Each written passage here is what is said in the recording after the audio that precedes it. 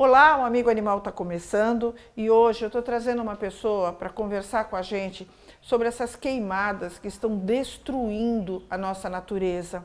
Eu estou aqui hoje com uma pessoa que particularmente eu sou muito fã, uma pessoa brilhante, uma das pessoas mais brilhantes que eu já conheci na minha vida, chama-se Frank Alarcon. Para vocês terem uma ideia, o Frank Alarcon é biólogo. Ele tem mestrado em físico-química, é PhD em bioética aplicada e saúde coletiva e ele é um membro fundador do Instituto Luiz Amel, né? É membro também do Conselho Internacional do World Animal Protection, que é a Organização Mundial de Proteção Animal, além de ser porta-voz do Animais, que é um partido político que a gente está lutando, eles estão lutando muito para que seja criado aqui no Brasil. E no finzinho, se der tempo, a gente vai falar um pouquinho com vocês sobre isso. Frank, muito obrigada por você estar dando essa entrevista para a gente. Eu não vejo ninguém melhor do que você para poder falar sobre isso e, por que não, isso está tão ligado com a ética, né? Que está tão em falta no nosso país atualmente. Eu gostaria que você começasse dizendo, eu sei que você esteve no Pantanal essa semana, você esteve até com a Luísa Mel, vocês estiveram juntos lá com uma equipe para fazer uma avaliação da situação e ver, inclusive, naquilo que vocês podem ajudar as entidades que estão lá, as pessoas que estão lá, os moradores que estão lá. Eu queria que você me desse, primeiro, um quadro geral da situação do país em relação a essas queimadas e depois focasse mais no Pantanal, porque foi o local que você esteve a semana passada com a Luísa. E mais uma vez, muito obrigada por estar aqui falando com a gente. Que é isso, Leila. Eu que agradeço por esse espaço e é sempre bom a gente poder trocar informações com as pessoas que nos verão e estão nos vendo. Bom, de fato eu estive lá na semana passada por uma duração de 5 dias aproximadamente com a Luísa Mel. Eu e ela e o resto da equipe do Instituto, a gente entendeu que era necessário dar um pulo lá para entender melhor o tamanho, a dimensão desse desastre. É preciso antes explicar que o Pantanal é um bioma, um dos biomas do Brasil, que tem uma relevância impressionante em vários aspectos, desde na questão da qualidade da água, que é distribuída para o resto do país, ou do continente latino-americano, pela imensa biodiversidade que ela acolhe, pela regulação do clima, né, uma vez que ela está ali, o Pantanal está um pouquinho abaixo da Amazônia e está fazendo fronteira com o Cerrado. Então, o Pantanal, como todos os outros biomas existentes no Brasil e na América Latina, é de fundamental importância para o equilíbrio ecológico e, obviamente, para a qualidade de vida de todos nós.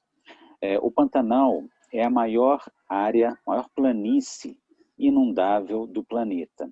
Significa que o Pantanal, durante uma parte do ano, ela enfrenta um período de cheias, o nível da água aumenta muito em função, muitas vezes, da emergência das águas do Rio Paraguai, que é um dos grandes rios volumosos, né, que cortam o Pantanal.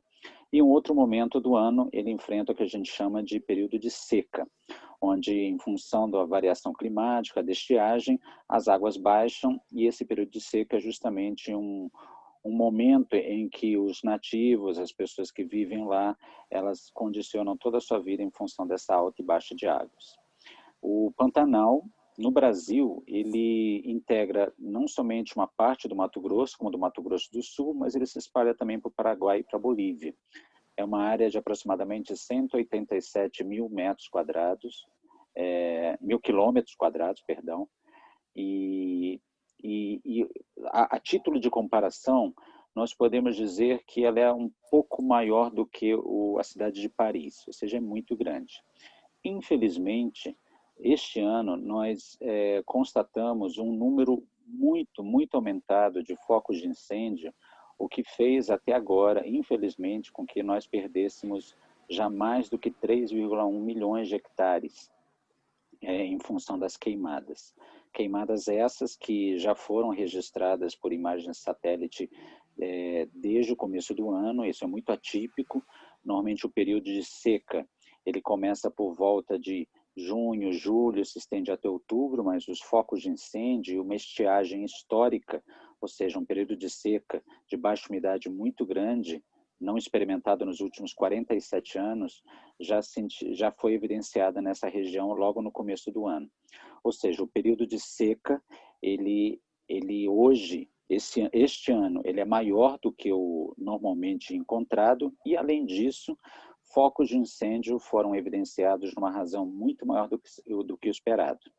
Focos de incêndio esses que, infelizmente, investigações estão em curso, mas investigações já apontam que muitos desses focos são resultado de ação humana, porém, ação humana deliberada, ou seja, pessoas efetivamente colocaram fogo em regiões do Pantanal, seja do Mato Grosso como do Mato Grosso do Sul, e esse fogo, em função da vegetação desidratada, seca, da baixa estiagem, da presença de correntes de ar, fizeram com que esse fogo ganhasse proporções dantescas e fizessem com que boa parte, uma parte considerável, vamos dizer assim, do Pantanal fosse afetado. E aí você afeta não somente a fauna, a flora, mas também a população, que tem a qualidade do ar piorada, a qualidade da água piorada, e, enfim, o resto a gente já consegue depender dos noticiários diários que a gente acompanha pela televisão e jornal. Frank, nesses dias, quando você chegou lá com a Luísa, vamos falar um pouquinho, voltar um pouquinho. É claro que os seres humanos que estão lá estão com a sua vida completamente comprometida. Vamos falar um pouquinho da fauna desse local. Eu acredito que vocês tenham visto, a gente não se falou entre você ter chegado de viagem, então tudo que eu estou te perguntando é uma curiosidade minha também.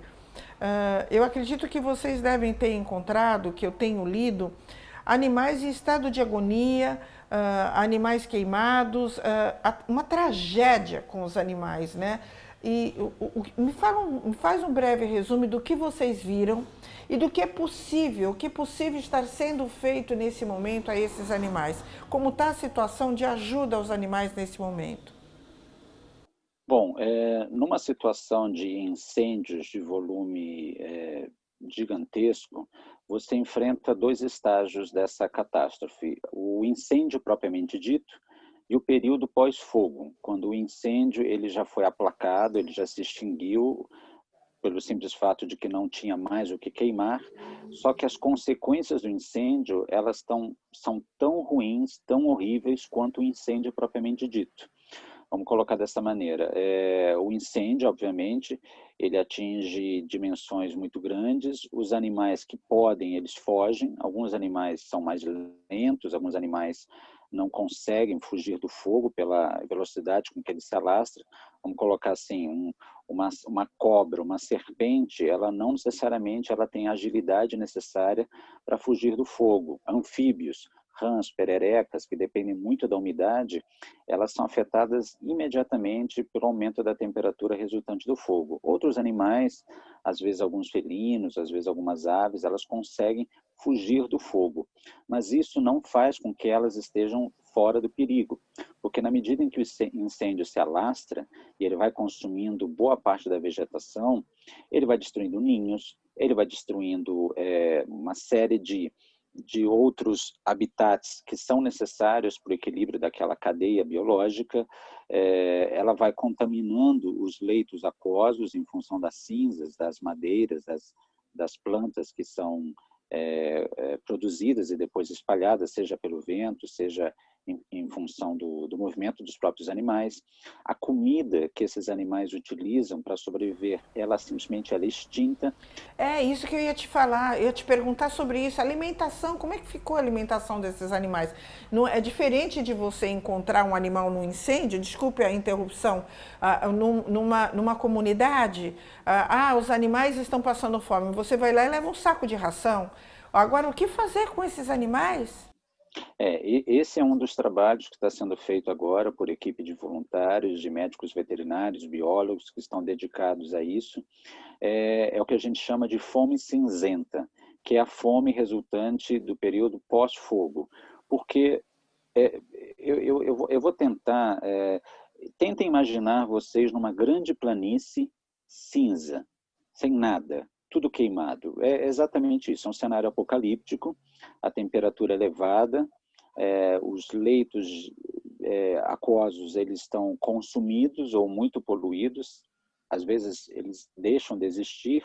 Para você ter ideia, o Rio Paraguai, que é um dos rios mais caudalosos que percorrem a região, ele estava mais ou menos a 1,10 m de altura, sendo que a altura dele é mais ou menos 3,70 m nesse mesmo período do ano. Nossa. Então, você tem uma diferença de muitos metros e, obviamente, um volume cúbico de água gigantesco. Então, isso afeta a vida marinha, a vida aquática, seja de peixes, anfíbios, os alimentos, obviamente, desses animais ficam escassos. E esses animais, eles têm que caminhar quilômetros e quilômetros e quilômetros longe da área que eles normalmente habitavam em busca de alimento. Então, hoje, o que as equipes estão fazendo com muita dificuldade? Eles conseguem mapear ao longo das áreas extensamente queimadas alguns pontos onde deixados alimentos, frutas, legumes, água, durante a madrugada, durante o dia, esses animais eles acabam encontrando esses locais e consomem aquilo porque eles estão em petição de miséria, eles precisam sobreviver. Então, as equipes conseguem mapear alguns desses lugares e, em função do já dificultoso recebimento de insumos, ou seja, frutas, legumes, imagina, a gente está falando aqui de toneladas que são necessários todo dia para tentar dar a esses animais alguma chance de sobrevivência. Eu tenho relatos de colegas meus que estavam ali colocando os alimentos no chão e os animais silvestres, esses sobreviventes, que normalmente mantêm uma grande distância de animais como nós, porque eles têm medo, eles venciam esse medo para se aproximar do alimento imediatamente. Eles nem esperavam as pessoas irem embora. Eles se aproximavam na hora porque eles estavam morrendo de fome. Então, a gente está falando aqui, só para vocês terem uma dimensão da quantidade de espécies, não de animais, de espécies que habitam o Pantanal, a gente está falando de mais ou menos 130 espécies de mamíferos, 650 espécies de aves, 230 espécies de répteis, de peixes, 100 espécies de répteis, sem falar nos anfíbios. Então, são muitas espécies afetadas por essa catástrofe.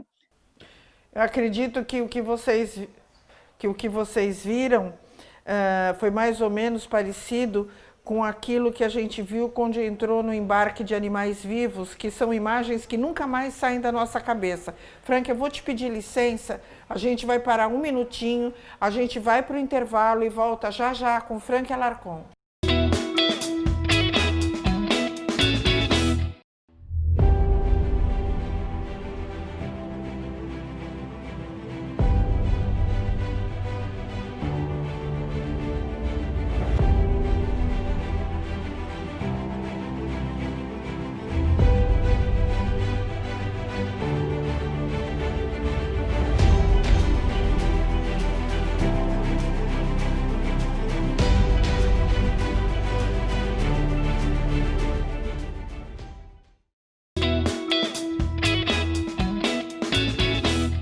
Voltamos com o programa Amigo Animal. Hoje nós estamos com o Frank Alarcon, que esteve com o Instituto Luiza Mel e a Luiza Mel no Pantanal, e ele está nos dando um panorama, um triste panorama do que está acontecendo no Pantanal.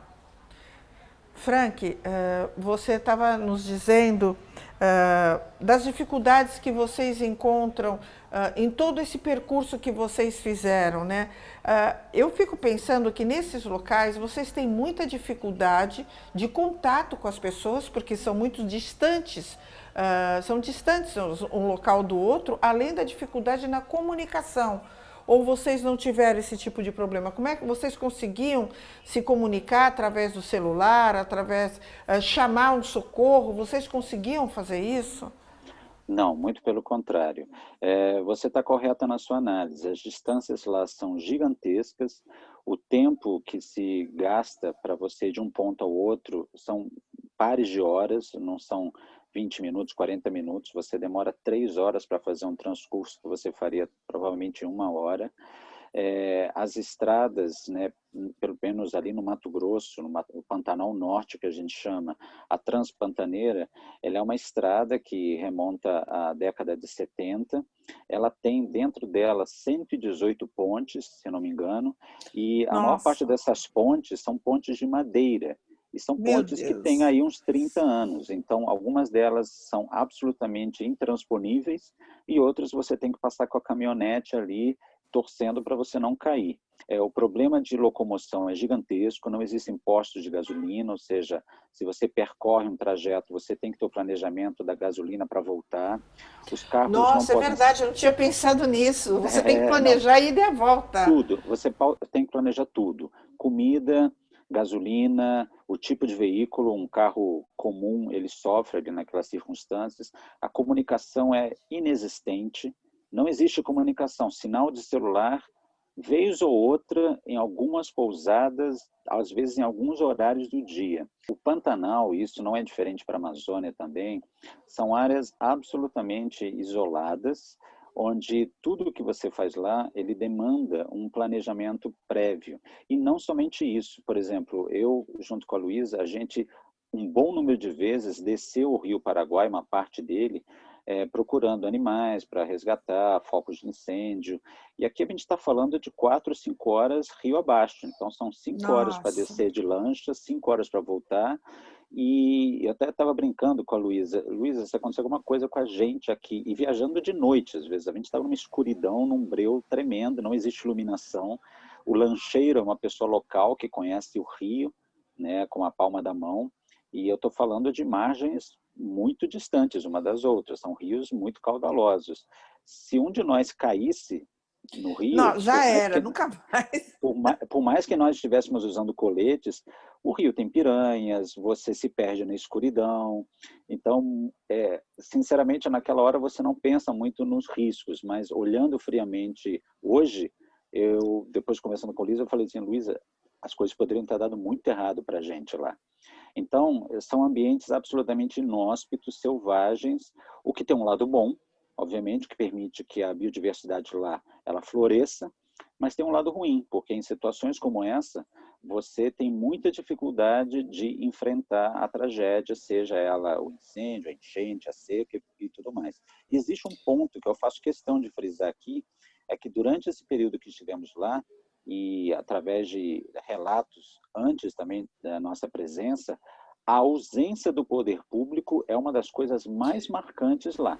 Isso é o maior absurdo que tu vê. Ninguém se manifesta, é uma coisa absurda isso, né?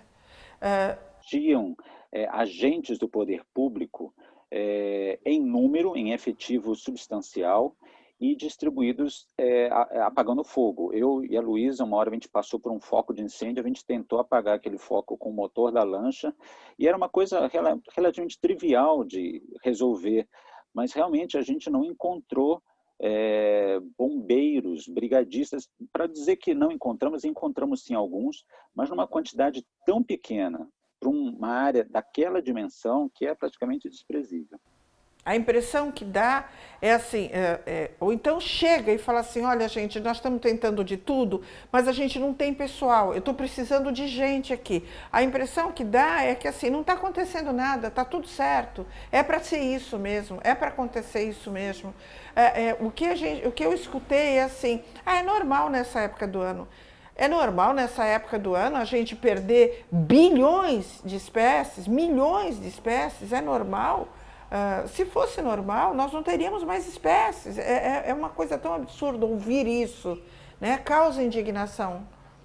Leila, existe uma narrativa de normalização do que está acontecendo, e essa narrativa ela é muito cruel, porque as queimadas elas não são uma novidade esse ano, elas ocorrem ao longo da história do Pantanal, e muitas dessas queimadas, como eu disse lá no início, elas são provocadas. Só que uma coisa é você provocar uma queimada e controlá-la, porque a queimada é uma prática muito antiga, já repetida por índios e indígenas e caboclos, no sentido de você queima uma área e você revigora aquela área e o pasto, ou enfim, a vegetação, ela cresce com mais vigor. Mas essa é uma prática muito controversa, uma prática muito equivocada, porque perder o controle do fogo é muito fácil. E quem somos nós diante do fogo? Então, não é uma prática que se defenda, mas devemos dizer que essa é uma prática que já existe há muito tempo, há muito tempo no Pantanal. Só que, da forma como ela aconteceu agora, ela é absurdamente mais intensa do que tudo que já foi visto nas últimas décadas.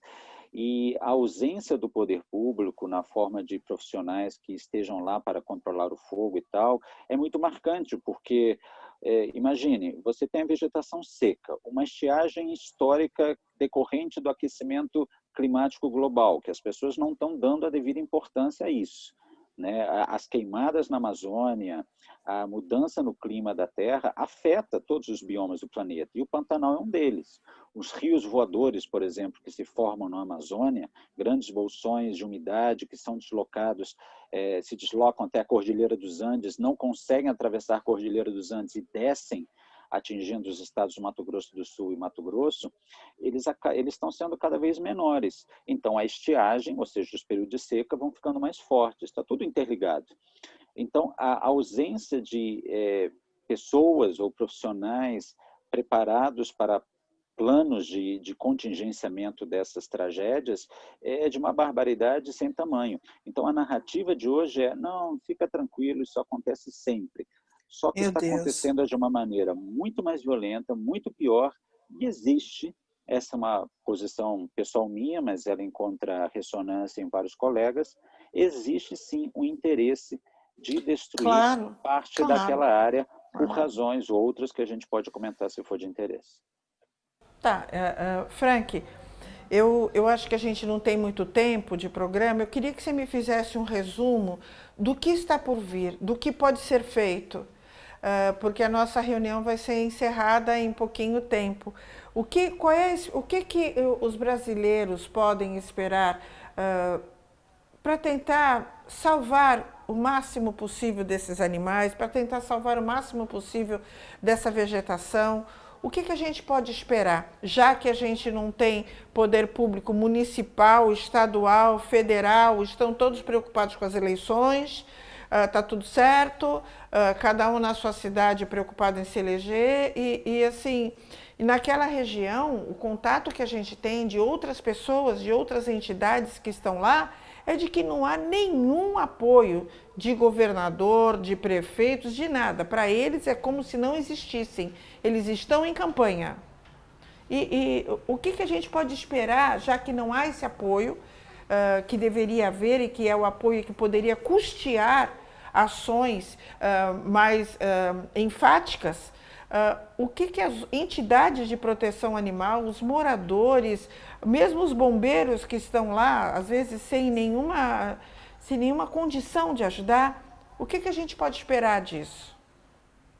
Nós, como cidadãos, nós temos o dever, é um imperativo moral que nós cobremos o poder público para que ele realize ações efetivas. Agora há pouco, a Força Nacional enviou 40 homens para que fiquem 30 dias no Pantanal, ajudando no combate aos focos de incêndio. Só que 40 homens é nada, é absolutamente nada, e por 30 dias.